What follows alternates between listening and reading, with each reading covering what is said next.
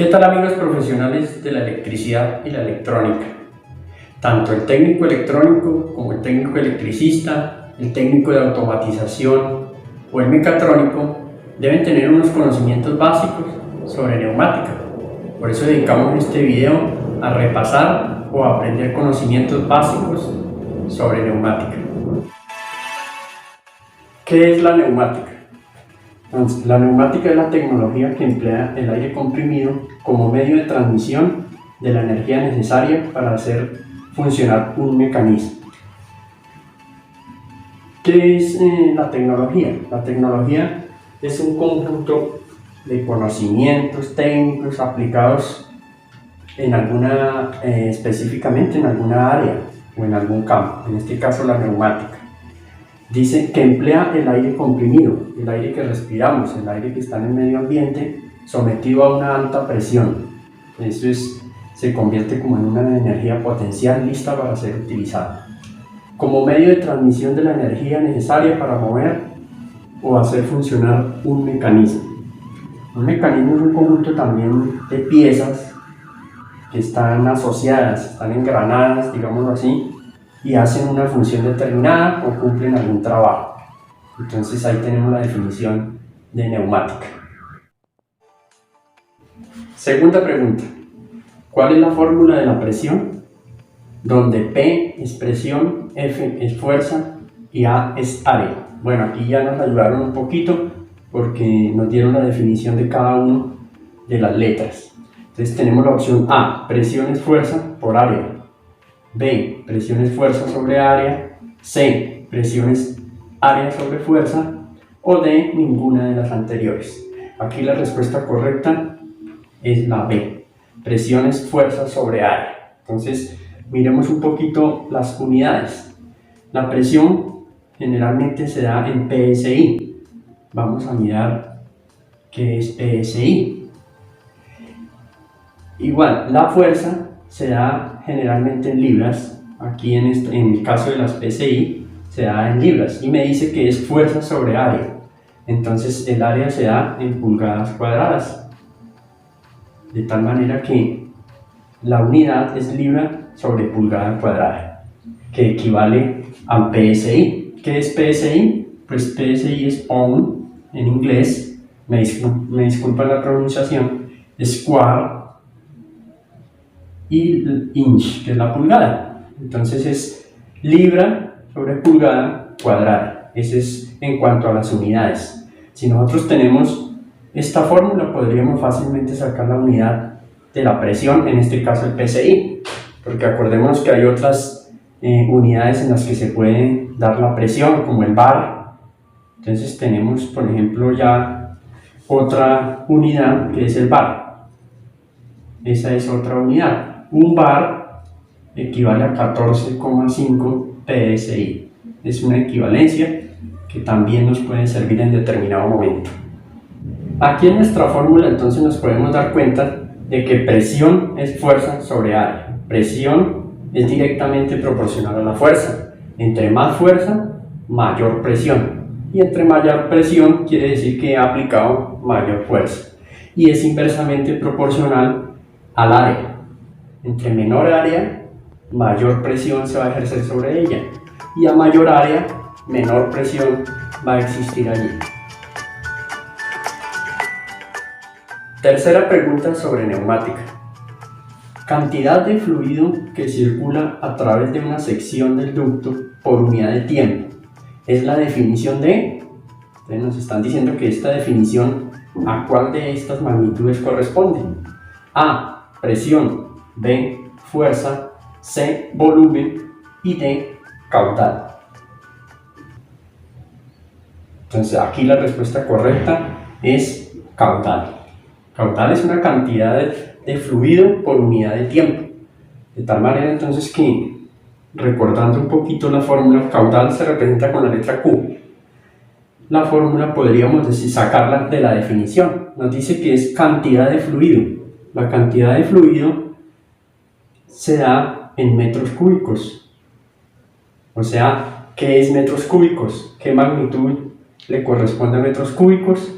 El volumen. Entonces vamos a escribir inicialmente aquí, volumen sobre, dice, a través de una sección, una cantidad de fluido a través de una sección por unidad de tiempo. Entonces coloquemos aquí el tiempo. Ahora sí coloquemos las unidades.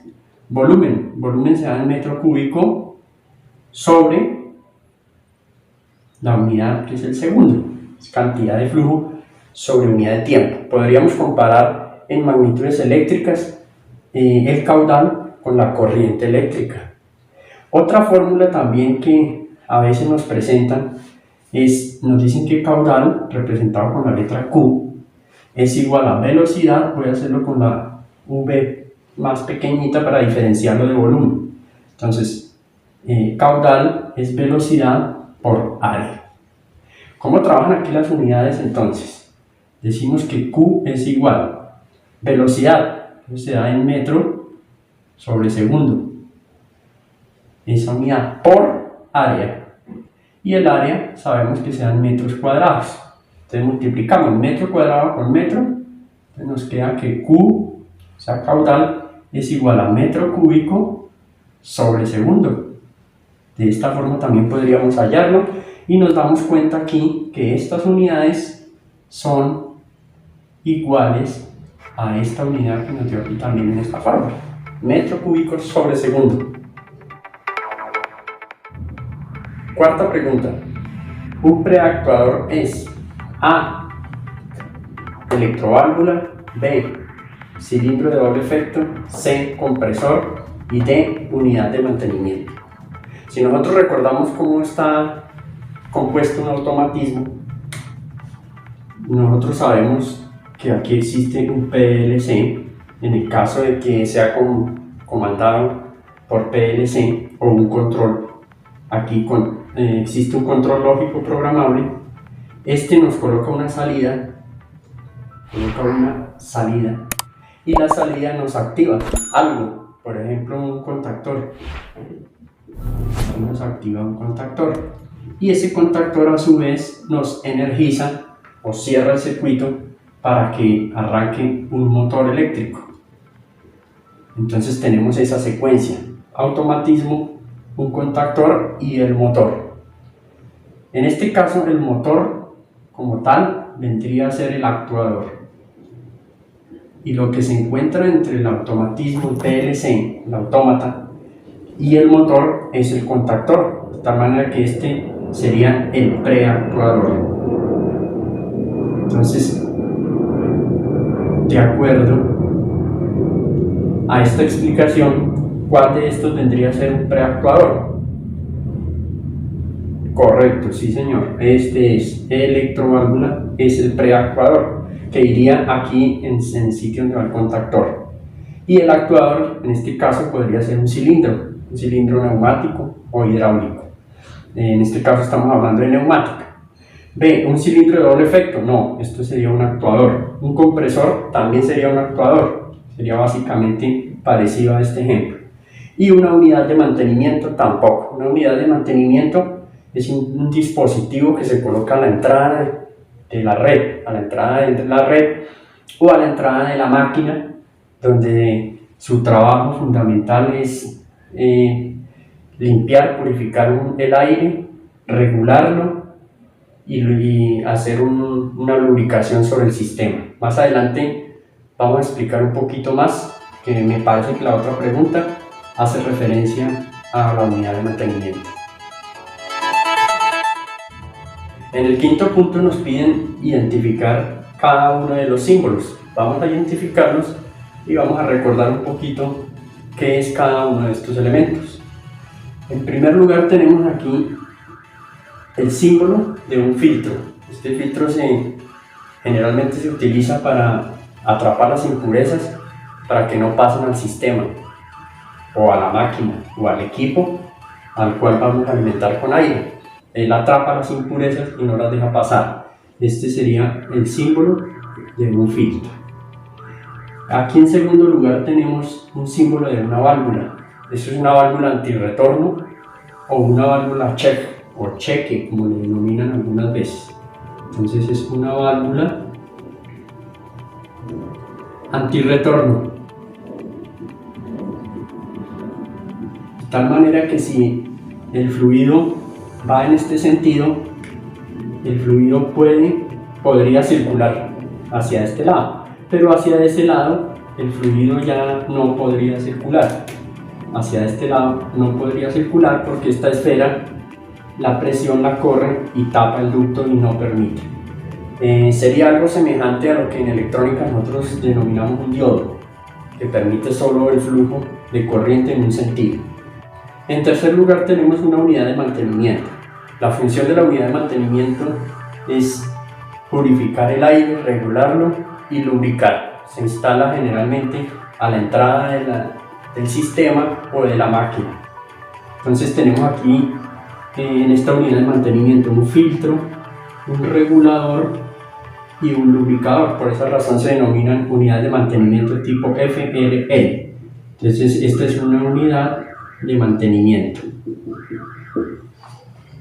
Entonces tenemos aquí el símbolo general de la unidad de mantenimiento con su filtro, su regulador, su manómetro, y aquí tenemos el lubricador, que es el que se encarga de aplicar pequeñas cantidades de aceite al sistema para que no se produzca oxidación y lubrique los componentes del sistema.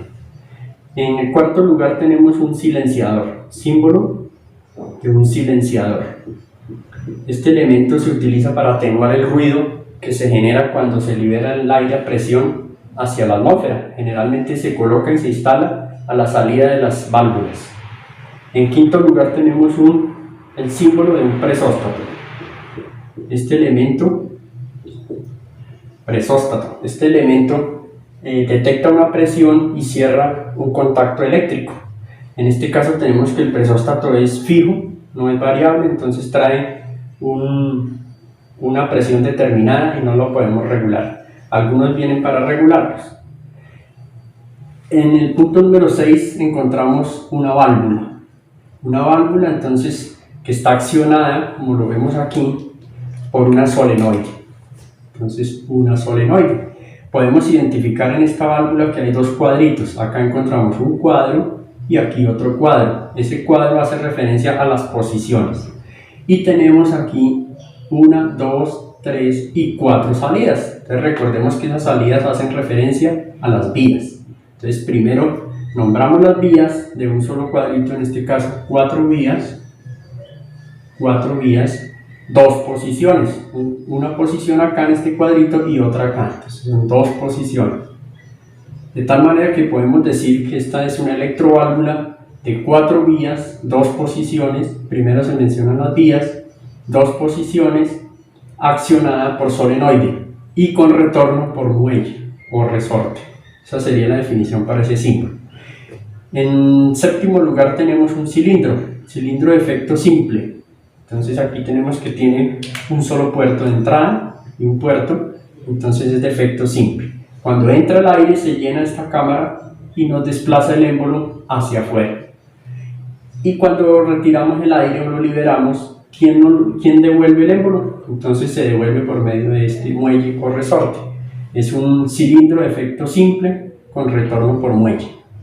En el lugar número 8 entonces encontramos el símbolo de un manómetro. Este manómetro nos indica la presión del sistema o de la máquina. En este caso es normal, hay manómetros que son diferenciales. En el punto número 9 entonces el símbolo de un tanque o depósito. O acumulador. La función de él es acumular el aire para que atenuar un poquito las caídas de presión y suministrar aire aun cuando el compresor a veces esté apagado, nos suministra un poquito de aire, tal más o menos como la función de un condensador en la parte eléctrica. Y en el lugar número 10 tenemos un regulador de caudal. Nosotros ya vimos qué es caudal. Entonces hay reguladores de caudal y hay reguladores de presión. En este caso tenemos un regulador de caudal. La flecha atravesando indica que es variable, o sea, podemos regularlo de acuerdo al caudal que nosotros necesitemos. Y por último tenemos el símbolo del compresor. El compresor tal vez es la parte más importante de nuestra neumática. pues es la máquina encargada de generar la alta presión, someter el aire a alta presión y entregarlo al circuito. Aquí tenemos entonces este triángulo. Cuando el triángulo va apuntando hacia afuera, quiere decir que es una máquina que está generando aire, pero si el triángulo estuviera aquí en esta posición, nos indicaría que se trata de un motor neumático. Y compresores, bueno, compresores hay de muchos tipos. Compresores hay de turbina, hay de paletas, hay de membrana, y los más utilizados son los compresores a pistón. Estos compresores pues logran altas presiones. Cada tipo de compresor pues se va a aplicar de acuerdo a la necesidad que tengamos, tanto en la industria o en el hogar. De esta manera también entonces nosotros podemos también esta máquina accionarla por medio de un motor eléctrico o por medio de un motor de combustión interna, bien sea un motor de gasolina, nafteno, o bien sea un motor de ACPM. Generalmente esas son las formas en que se mueven los compresores, con motores de combustión o con motores eléctricos, que son la forma más común. De esta manera entonces tenemos los símbolos básicos de la neumática. Ya en el punto número 5 les agradezco mucho su atención, los invito a que compartan, a que se suscriban al canal y le den like a los videos.